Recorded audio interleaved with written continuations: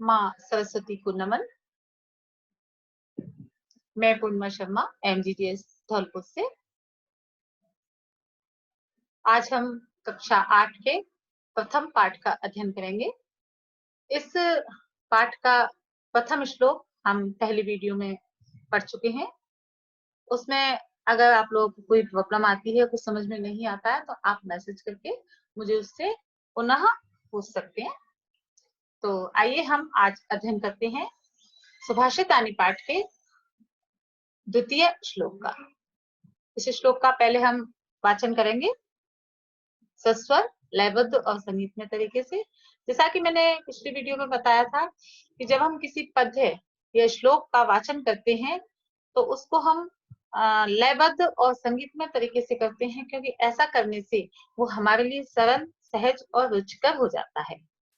तो एक पंक्ति का उच्चारण मैं करूंगी, मेरे बाद फिर मेरे साथ आप करेंगे। तो स्टार्ट करते हैं।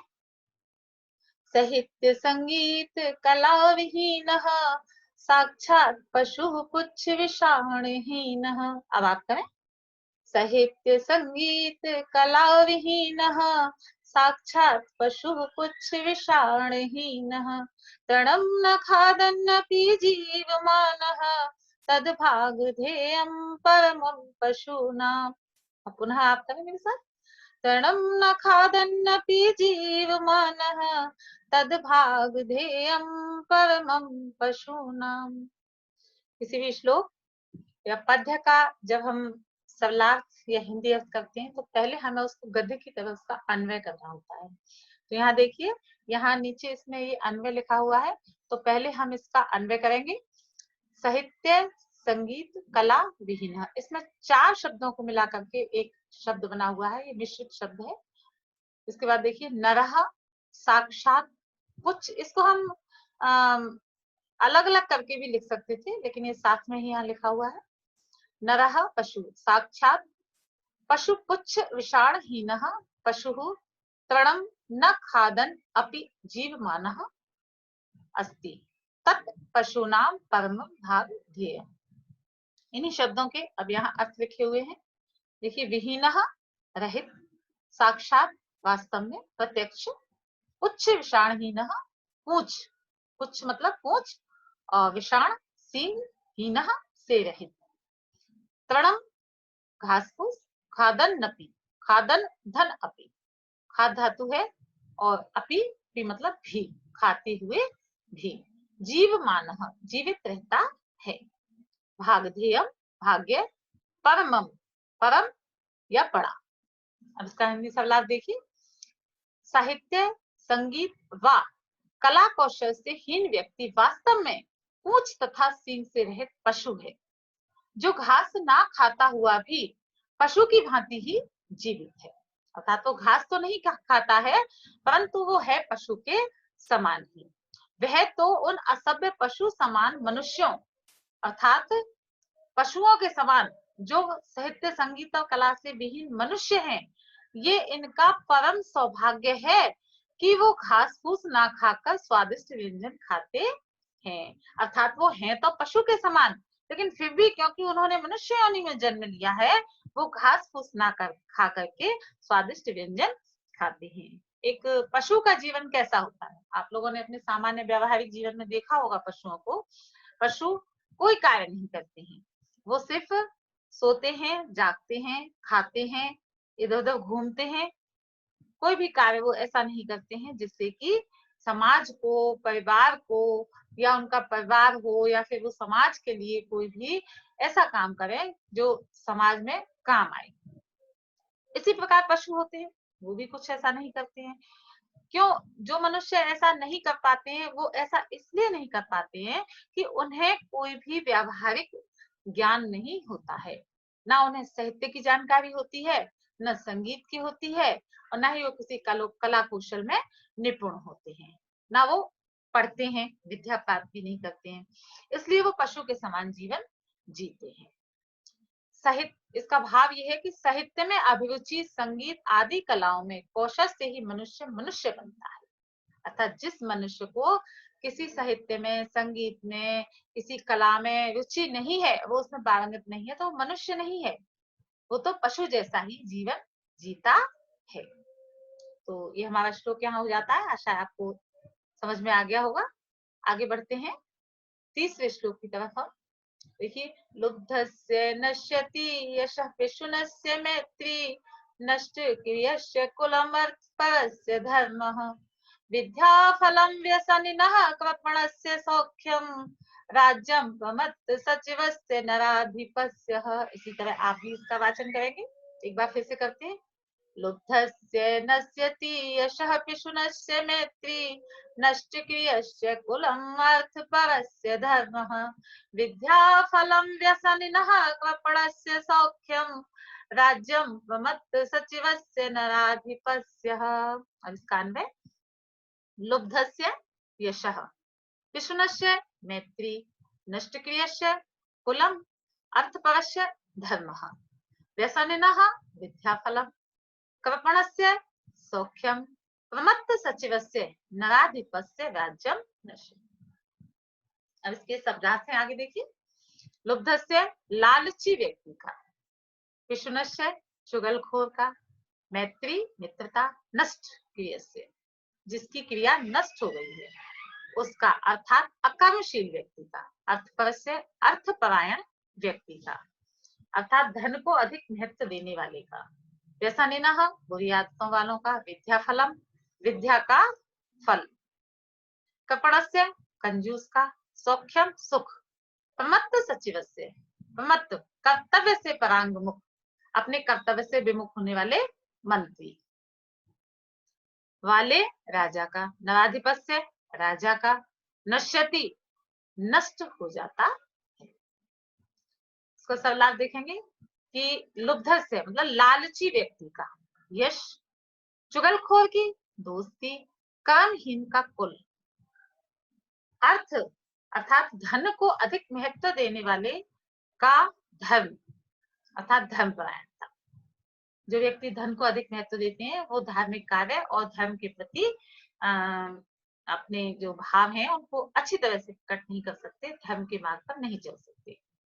बुरी आदतों वाले का विद्या का फल अर्थात विद्या से मिलने वाला लाभ, कंजूस का सुख और प्रमाद करने वाले मंत्री युक्त राजा का राज्य नष्ट हो जाता है। भाव यह है कि यदि यश चाहिए तो व्यक्ति लालच ना करे, मित्रता चाहिए तो चुगलखोरी ना करे, धर्माचरण करना हो तो धन के लाभ को अधिक महत्व ना दे, धन को ज्यादा इंपॉर्टेंस ना दे। अगर धन में और धर्म में चयन करना हो तो धर्म को ज्यादा इंपॉर्टेंस दे, धन को ना दे। विद्या का फल प्राप्त करना हो तो बुरी आदतों से बचें। जीवन में सुख चाहिए तो कंजूस ना हो और सत्ता को बनाए रखना हो तो मंत्री कर्तव्य के प्रति लापरवाह ना हो। अर्थात किसी राजा को अगर अपनी सत्ता को बनाए रखना है तो वो इस बात का ध्यान रखें कि उसके जो मंत्री हैं, उसके कर्मचारी हैं, वो अपने कर्तव्य से विमुख ना हो, अपने कार्य को सही सलामत करते रहें, अपने कार्य के प्रति लापरवाह ना हो। तो ये हमारा दूसरा श्लोक हो जाता है। आगे हम चलते हैं चौथे श्लोक की तरफ, वाचन करेंगे हम इसका भी। पीत्वा रसं तु कटुकं मधुरं समानं माधुर्यमेव जनयेन् मधुमक्षिकाशौ सन्तस्तथैव समसज्जन दुर्जनानां श्रुत्वा वचः मधुसूत्रसं सृजन्ति। उन्हें करेंगे, आप लोग मेरे साथ करिए। पीत्वा रसं तु कटुकं मधुरं समानं माधुर्यमेव जनयेन् मधुमक्षिकासौ सन्तस्तथैव समसज्जन दुर्जनानां श्रुत्वा वचः मधुसूत्रसं सृजन्ति। अन्वय इसका।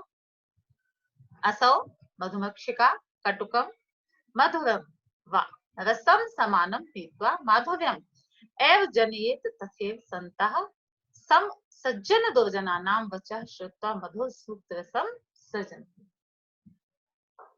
इसके शब्दार्थ देखिए। मधुमक्षिका मधुमक्खी, असौ यह, कटुकम कड़वा, पीत्वा पा धातु है और कत्वा है तो पीकर, माधुर्यम मिठास, जनित उत्पन्न करती है, संतस तथैव इसमें देखिए 3 शब्दों का मिश्रण है, संत, तथा और एव। सज्जन उसी प्रकार वचः वचन को शुद्धा शुद्ध धातु और कर्तव्य सुनकर सृजंती सृजन करते हैं, रचना करते हैं, मधुर सूक्त रसम मधुर सूक्तियों के रस को। इसका सलाह देखिए, जिस प्रकार यह मधुमक्खी मीठे अथवा कड़वे रस को एक समान पीकर मिठास ही उत्पन्न करती है, उसी प्रकार संत लोग सज्जन व दुर्जन लोगों की बात एक समान सुनकर सूक्ति रूपी रस का सृजन करते हैं। भाव ये है कि संत लोग सज्जन और दुर्जन में भेदभाव न कर दोनों की बात सुनकर अच्छी बातें ही कहते हैं। उसी प्रकार जिस प्रकार मधुमक्खी मीठा अथवा कड़वा दोनों रस एक समान पीकर मधु का ही निर्माण करती है। अर्थात जिस प्रकार मधुमक्खी मीठे रस वाले फूल का और कड़वे रस वाले फूल का रस चूसती है, लेकिन जब वो शहद बनाती है तो वो शहद मीठा ही होता है। उसी प्रकार जो सज्जन मनुष्य होते हैं, जो संत लोग होते हैं, वो दुष्ट व्यक्ति और सज्जन व्यक्ति दोनों की बातों को सुनते हैं।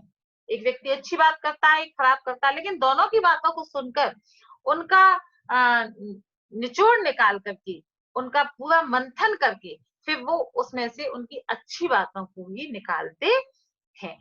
तो ये हमारा यहाँ चौथा श्लोक हो जाता है। अब आइए हम चलते हैं 5वें श्लोक की तरफ।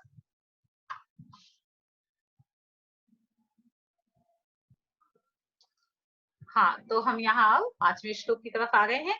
हम इसका वाचन करेंगे। मेहताम प्रकृति ही सेववर्तानाम परेरपि न जहाति निजम भावम संख्या शूलाकृति यथाः। आप भी करें मेरे साथ।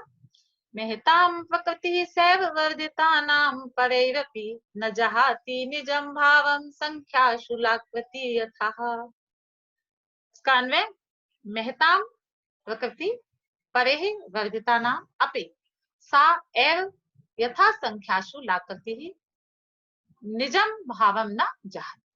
शब्दार्थ देखिए, मेहताम बड़े लोगों का, प्रकृति ही स्वभाव, प्रकृति मतलब स्वभाव, सा एव, सा एव, यहाँ सा किसके स्त्रीलिंग है, वैसा एव ही, वर्धिता नाम बढ़ाए जाने पर, प्रशंसित होने पर, परैरपि परय धन अपि दूसरों के द्वारा भी, निजम भावम अपना स्वभाव, जहाती छोड़ता है, त्याग कर देता है, संख्याशु संख्याओं में, लाकृति ल की आकृति वाला अर्थात 9 का आता।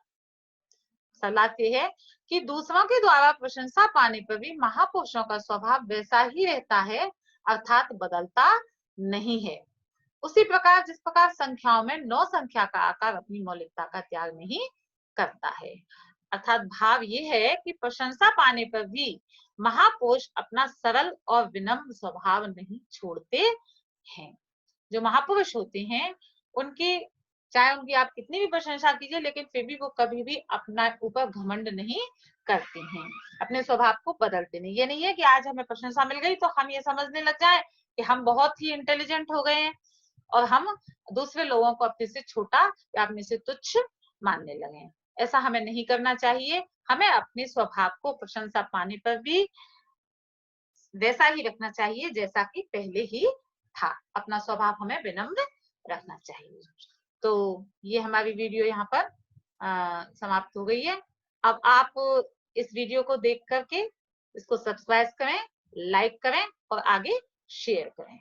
और अगर कुछ समझ में ना आता है तो पर्सनली आप मुझे मैसेज करके बता सकते हैं कि कहाँ पर आपको कोई समस्या आ रही है। मैं वहां पर आपको पुनः समझा सकती हूँ, आप अगर चाहें तो